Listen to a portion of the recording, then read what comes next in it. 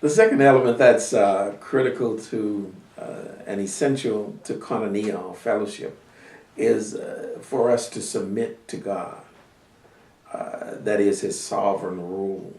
See, God is our master, and he demands absolute obedience as the head of the church.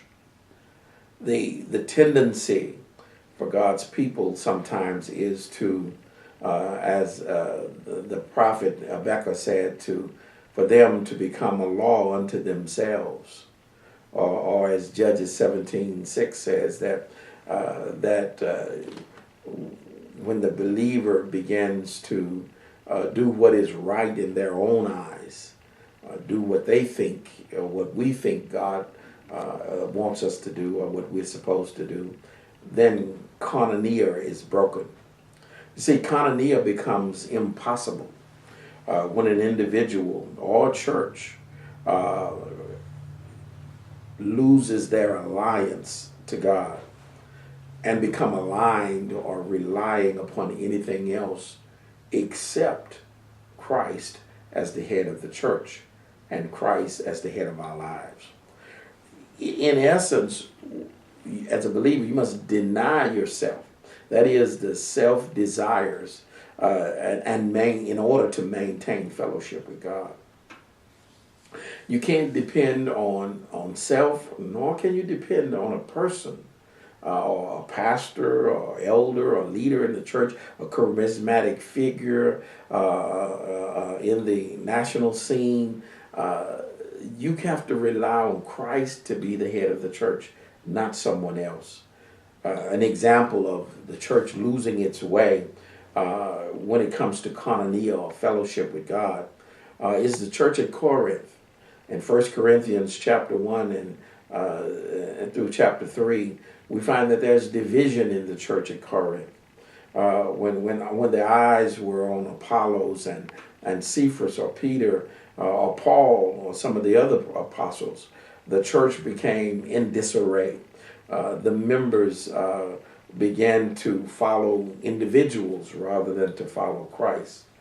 And the individuals caused them to lose focus on who Christ was and him being the head of the church.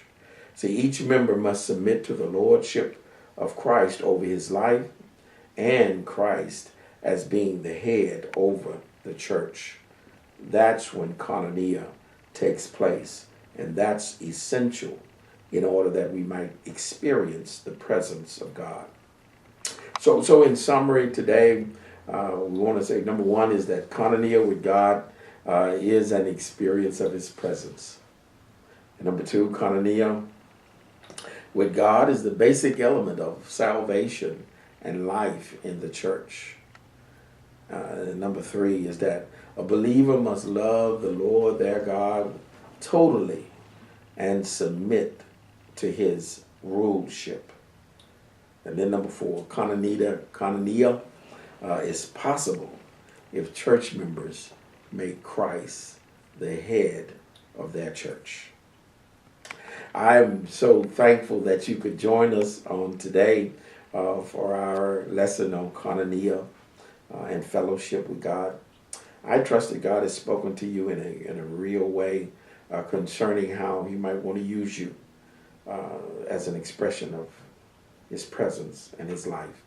I trust you would write that down and make it a prayer. Write it in your journals. Write it in your books, so that you can go back and refer to that from time to time. And then perhaps you'd like to share that with us via email or via our Facebook page, and let us know how your experiencing God journey is going. I thank you, and until the next time.